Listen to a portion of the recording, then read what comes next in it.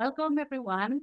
Welcome to this exciting webinar that we're bringing to you from the Computational Analytics Visualization and Education Lab, the CAPE Lab from MIT. I'm Eva Ponce, and I will be your host today. The supply chain landscape has experienced a profound change over the last decade, driven by technological disruptions and global challenges. And today we'll explore how online education can be a powerful tool for supply chain professionals to stay up to date and adapt to this shift. Joining us is Dr. Caplice, the creator and primary instructor of the MIT MicroMasters program in supply chain management. Dr. Caplice is the executive director of the MIT Center for Transportation and Logistics, and he is widely recognized as a trailblazer in the supply chain management field. Dr. Caplice has been inspiring countless students, and his lectures have been like waking up passions for supply chain management. In 2014, Chris launched his first massive open online course, Supply Chain Fundamentals, based on a course he's been taught at MIT for many years. Little he knew that this course will be the first stone, the first step to develop a full online program that will reach out hundreds of thousands of learners around the globe. We're also delighted to have with us Dr. Eva Ponce. She's the Director of Online Education at the MIT Center for Transportation and Logistics. And Dr. Ponce oversees a diverse portfolio of online educational offerings, including the MicroMasters in Supply Chain Management, several specialized MOOCs, and also customized professional courses that are tailored to the needs of companies to upskill their workforce. So Eva is on a mission to democratize access to knowledge and equip the workforce of the future with the necessary skills and knowledge to excel in the supply chain management field. And of course, let me introduce the MITx MicroMasters program in supply chain management. I mentioned it a couple of times already. This is a pioneering program. It's online and is offered through the MITx platform. This program was launched a decade ago, and it has a profound impact. We count right now more than 1 million registrations of learners from all over the world, and we have issued more than 70,000 certificates to date. This program has had a profound impact in professionals around the world, and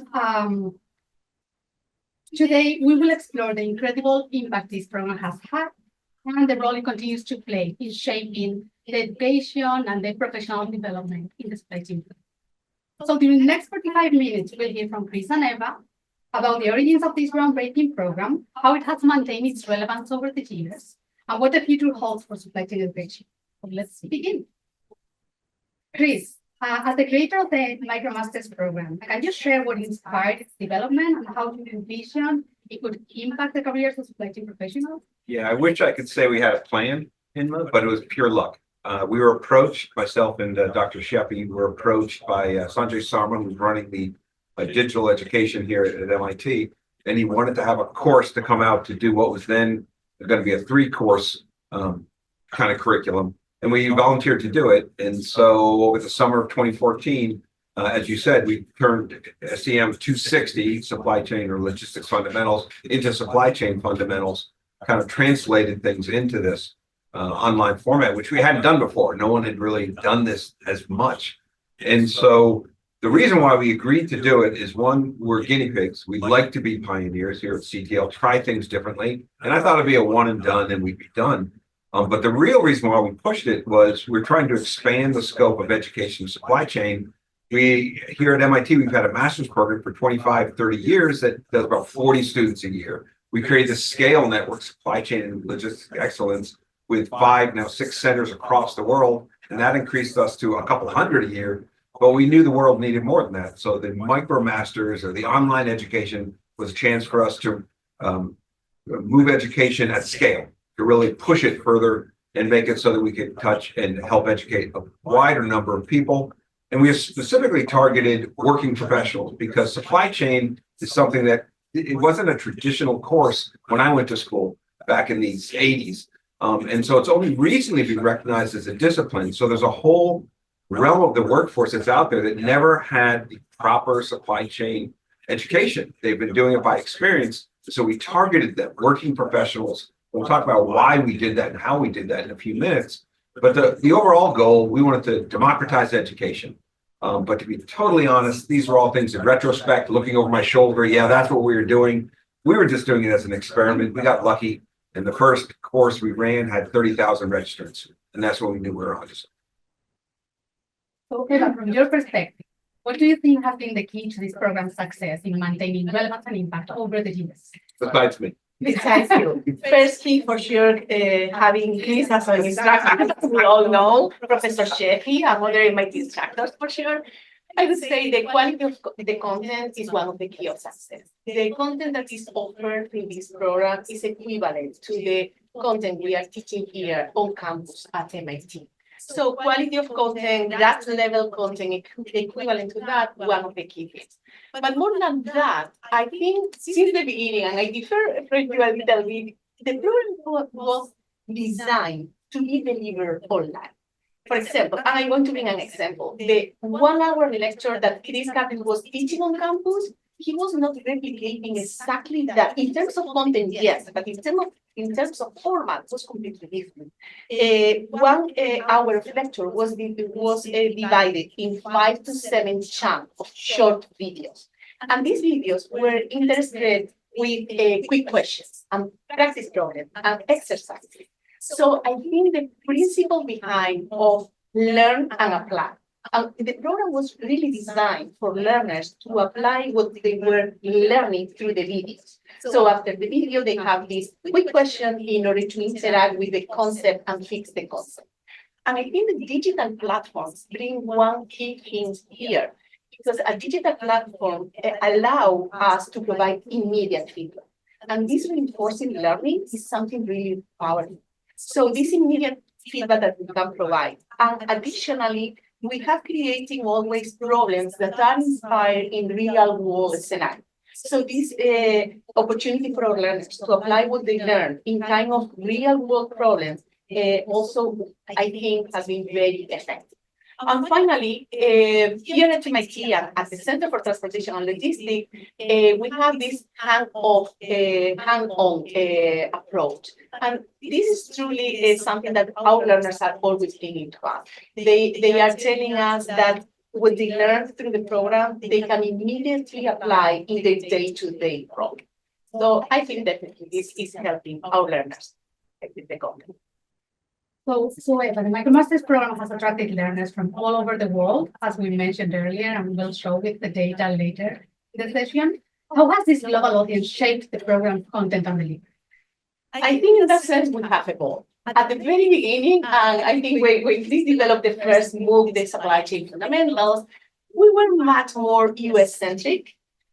We also received a lot of feedback from our learners, and from when you have thousands of learners, believe me, you receive a lot of feedback from them. We take care, we listen about this feedback.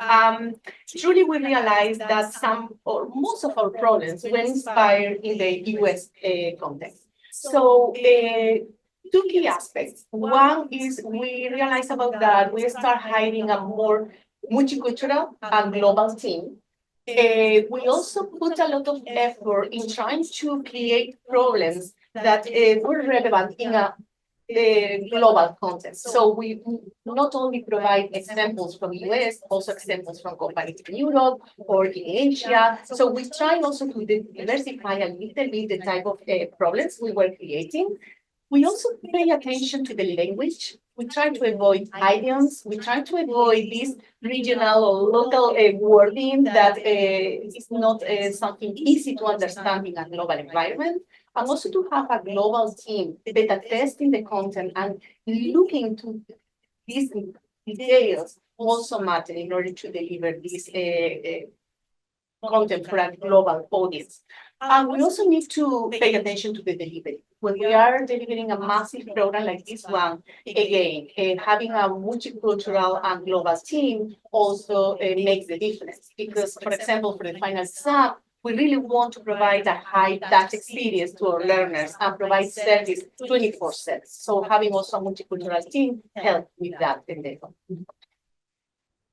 So Chris, lifelong learning is growing in importance. Things change very fast, so professionals need to continually update themselves. How do you think professionals can integrate this continuous education into their busy lives? How does the program support that? Yeah, this is building off what Eva said, because that was the big learning, and it took us at least 2 courses developed before we realized that the online is not the same thing as in person for individual course and as well as a big curriculum. If you go to an in-person master's degree, you go there and you're kind of committed. You're going to be there for the duration, whether it's 1 year, 2 years, whatever. The switching or dropping cost is very high because you've moved there, you've invested. For an online course, you start a course, the drop-in cost is 0. And so one of the big challenges that we had is that you couldn't put, for example, all the math up front. And because people get turned off and they leave in person program, that's normal, that's traditional. The first semester is the big basic course stuff.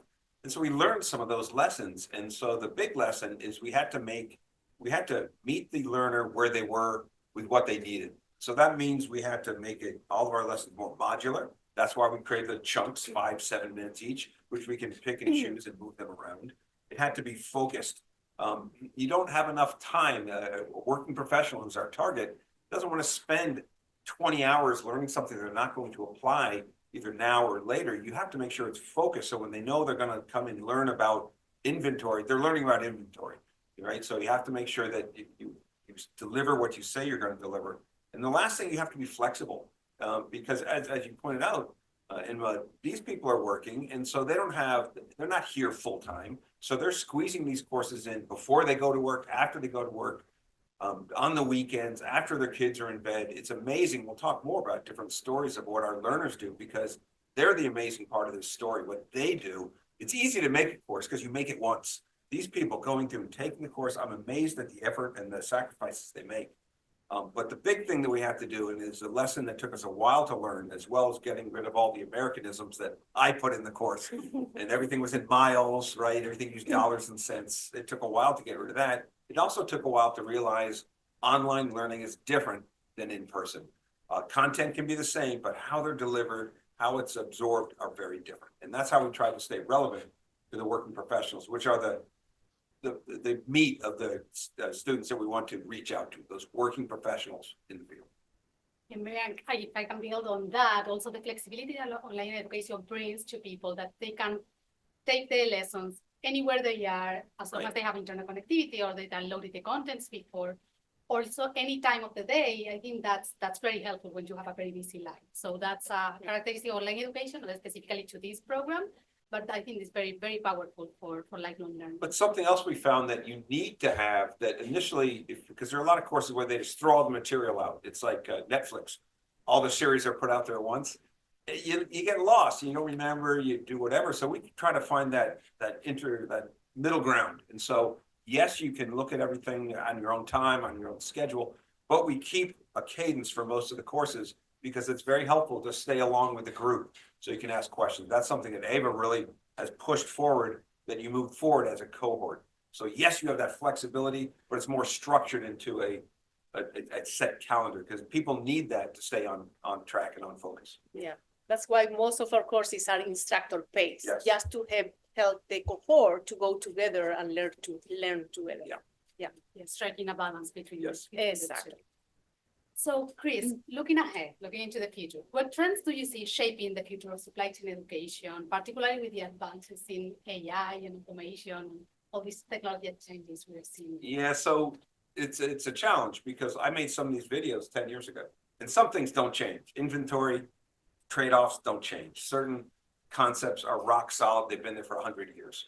But other things are constantly evolving. So again, something that Eva has really introduced is what do you put in the videos? What do you do in live events? And we found that a lot of the newer technologies don't put it in the video because it's changing so quickly. If I recorded a video on AI a year ago, it's already outdated. So one thing, to stay abreast, you've got to figure out what is the right mechanism, what's the right medium to put that innovation. Is it something we put in the video? Is it something we talk about live? until it gets evolved and gets stabilized.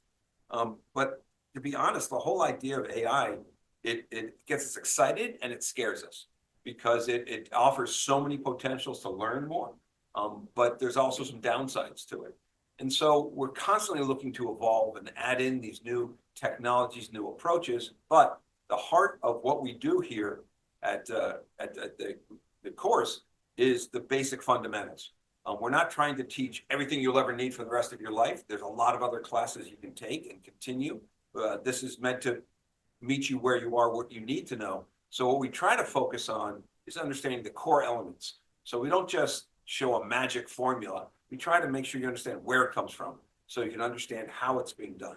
I like to use the analogy of cars. And so you can be a mechanic who knows how to build and fix a car. You can be a passenger at the other extreme where you just sit in the passenger seat and get driven. We think that for MicroMasters, you're kind of in the middle. You're a driver. You don't need to know the mechanics of a combustion engine, but you need to know to put the right kind of gas in it. You need to know how it's operating.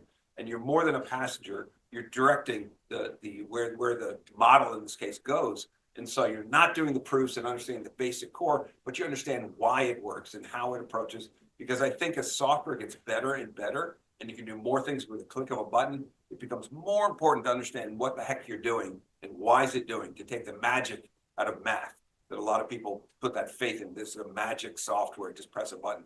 So to summarize that up, we always look for future, what's happening, and look at the trends, try to embed those where it makes sense. But it's still always important to understand where things come from, the fundamentals. Eva, do you want to add something to that, or? I fully agree with what You have to say I fully agree on that. Oh, wow. Yes.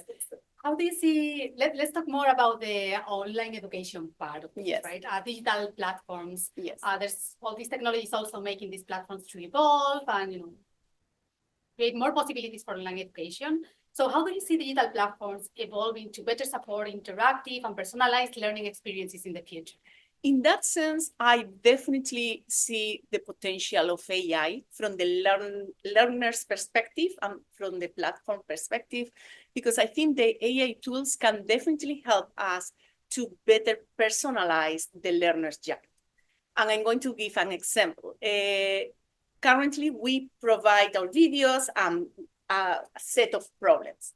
But with AI tools, if we can provide the specific level of difficulty with the problems to the learners based on their background, or just based on the number of attempts they did in order to complete the previous problem in our platform, could be a good way just to personalize a little bit the problems they are going to be exposed to through the platform. So I think AI can help to better personalize this learner's journey through our digital platforms.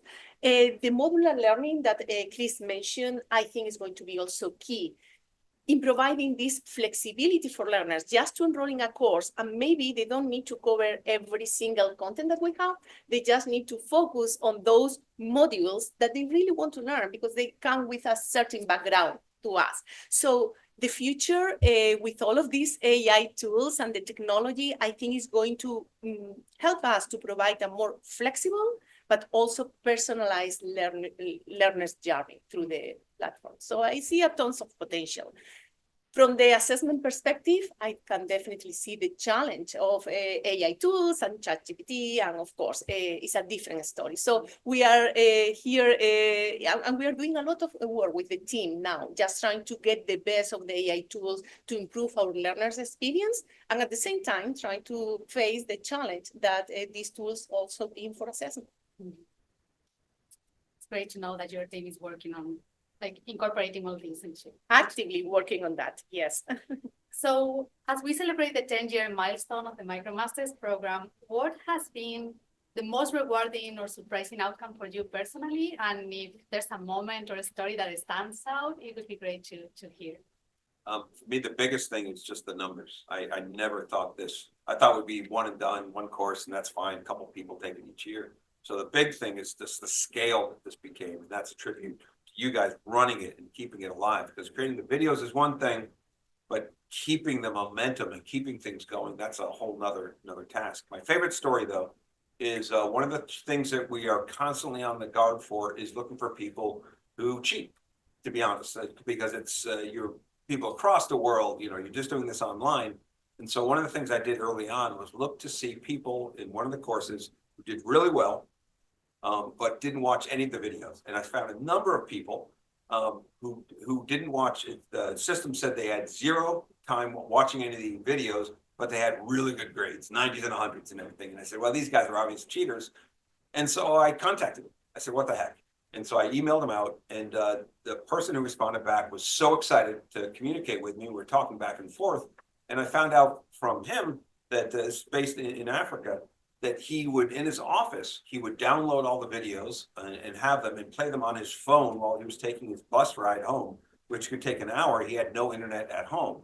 So here I am thinking that they're cheating, and they're doing this course on a bus as they communicate, as they commute back to home and work. And I thought that was, wow, the dedication it takes to do that. That blew me away. And so especially made me feel horrible. I thought they were cheating, and they were just doing great stuff. So there was a lesson for all of us. Definitely.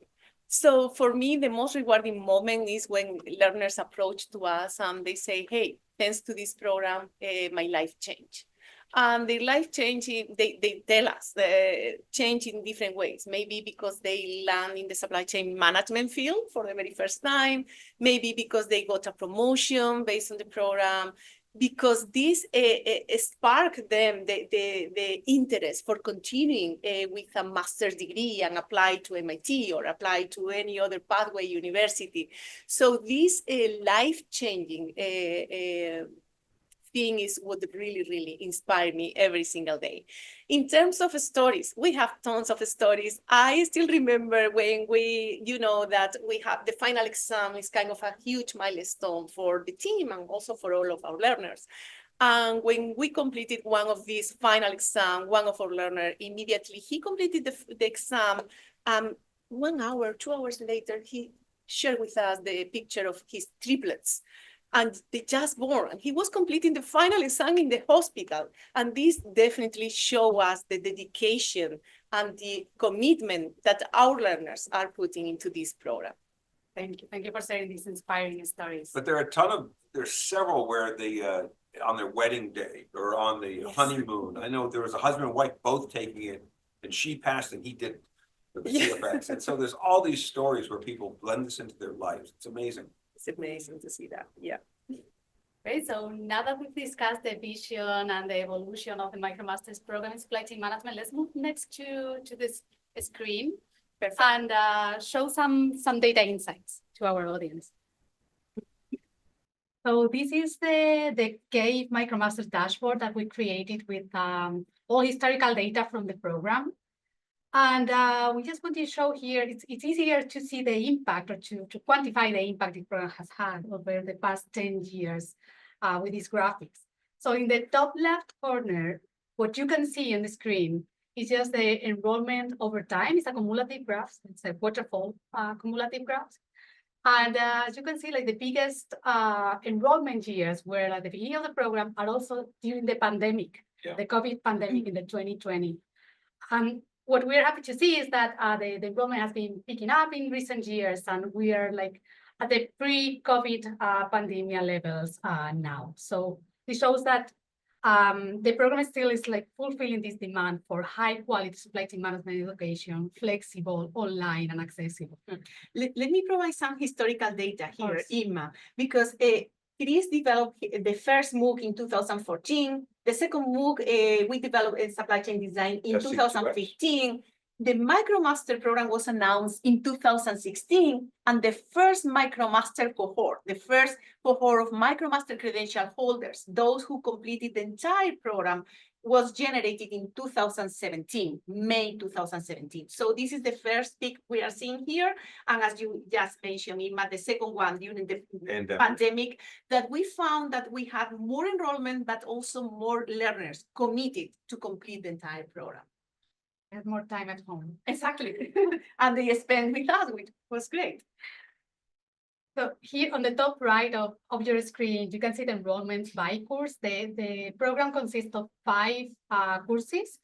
And the first two, the ones in blue, are the ones with like more verification. So with more students, clearly more students than all the other three courses. And this really shows that there's a huge interest in analytics and also in fundamental concepts and models in supply chain management. As Chris was mentioning earlier, like this baseline, this foundation is essential even in this world that we live in with like all the advances of AI. Understanding what's happening under the hood is very important to be able to make good decisions.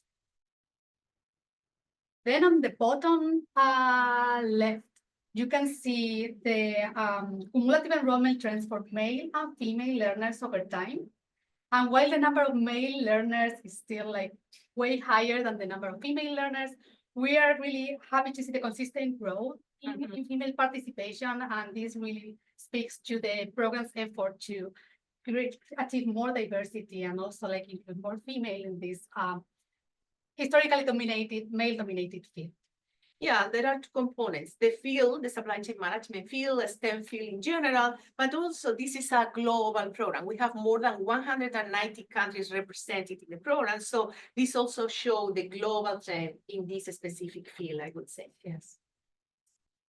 And in the bottom right, you can see the good certificates earned over verification. So it's basically the pass rate for each one of the courses. And again, you see that the blue ones, the first courses of the series, supply chain analytics and supply chain fundamentals, have a lower pass rate than the others. This is due to let's say more mathematical content, a little bit more challenging content, where people struggle a little bit more with this because people come to this program from many different backgrounds, not only with a mathematical background, but people come from a literature background, from like business. So people struggle a little bit more with this content, but also the dropout is higher in these courses because as people progress through the program, they of course are less likely to drop out because they are more engaged. They invested already a lot of time. They want to finish the journey. So is it safe to say that most people start with 0x, then 1, then 2? Some people come in different ways, but the majority start with 0x. Yes, that's it. That's what we've seen with our. And once they've taken 2, they're probably going to stay for the another 3. Now let's show some regional insights. I'm not going to touch anything. So here you can see like the data like divided by region, different regions of the world: so Africa, Asia, Europe, North America, Oceania, 7 Seas, and South America. And on the top left corner, you can see the enrollment over time. And it's clear that Asia has the highest number of enrollments in our courses, and it's like growing even farther. In the second position is North America, and then comes Europe. But then if we look at verifications, so people who actually pay to get a certificate if they pass the course, we see that we have more people from North America than from Asia, but the gap is closing in recent years. So Asia is really like many Asian students are coming. It's a big continent. Of course, of course. But initially it was like, we have mostly North Americans, and now a lot of it, more well known. Yeah, with China it's tough because only the first course is translated, right? And so a lot of these are from India. India is probably our biggest country of students.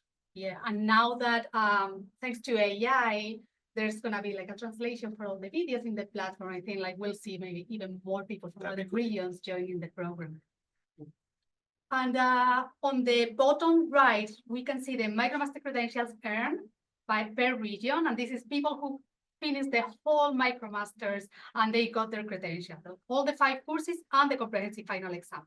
And here we see that North America, we have the biggest number of MicroMaster credential holders, then comes Asia, and then we have Europe. And Europe's in third. I don't know. However, let's try to look to the certificates because I can see Europe kind of the first. This is the pass rate per region. So yes, good job. So Europeans and you're right South behind Americans. South America. Yeah, a little bit. Yes, the course certificates over verifications per region is roughly similar, but yeah, we can see that how Europe and South America and Oceania outperform the other regions by a little. Great.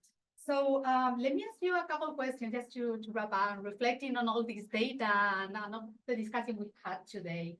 So Chris, with this data from thousands of learners, how has their feedback influenced the evolution of the program and keeps to influence it?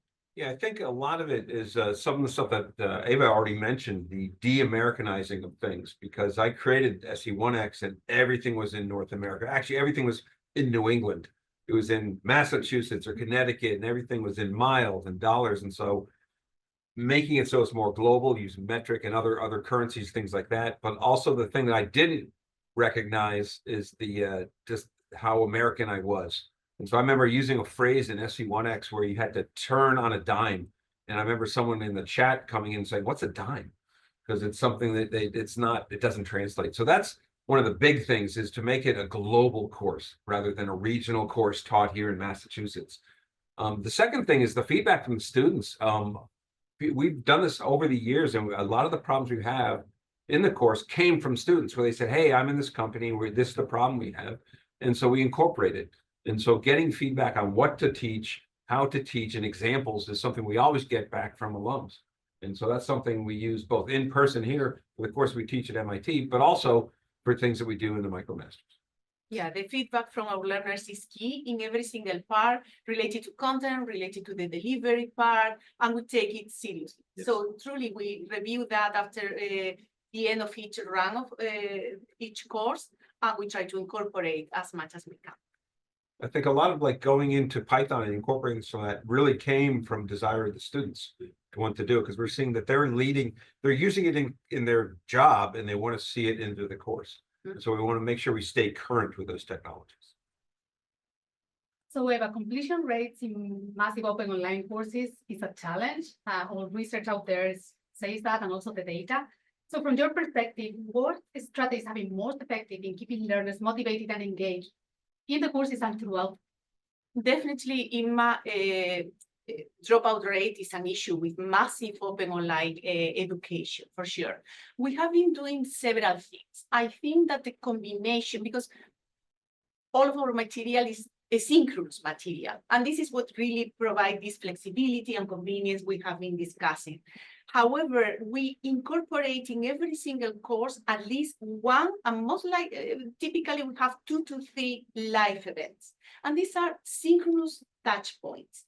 These synchronous touch points not only allow our learners to interact directly with the instructor and bring their questions, but also bring this sense of belonging to a community and be part of a cohort. And from the engagement perspective, especially in a 100% asynchronous environment, is truly key to provide these mechanisms to make them feel that they are not alone in this long journey. So this combination of synchronous and asynchronous, one of the key parts. Also, these MOOCs or these courses is more than just a course. It's a program. And this is also a good thing, but also a challenge for us, because we not only need to convince our learners to take the course, they need to complete 5 courses and a final exam at the end.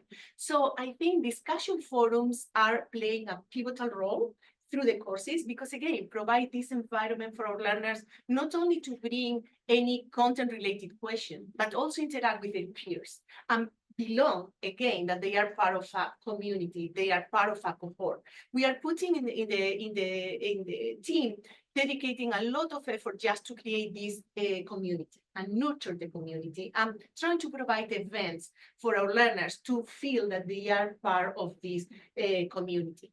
And finally, I think the value of the credential by itself is one of the powerful motivators for our learners, because it's truly, most of our learners spend in this program 12 to 18 months.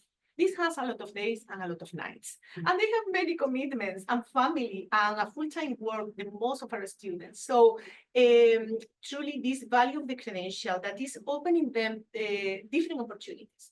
With the credential, some of them are applying to a new job in supply chain management, or they are getting a promotion thanks to that, or applying to MIT, that some of them are dreaming to apply to MIT and get admitted and continue their academic career. So I think this value of the credential definitely is motivating them.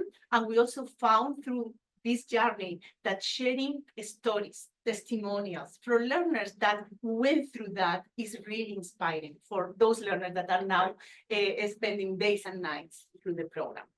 Great. So thank you, Chris and Eva, for sharing your insights during this event. It's been a very insightful conversation. And thank you all of you for being here. If you're interested in knowing more about the MITx MicroMasters program in supply chain management, we will be running another webinar. This will be more focused on understanding the details of the program, the timing, the contents in each course, and it will happen on Thursday, January 23rd at 2 p.m. EST. The link is being shared in the chat. You can also visit the website. The link is also in the chat. And we keep an eye out for our next webinars. And let's continue to grow and learn together in this amazing field of supply chain management. Thank you. Thank you, everyone.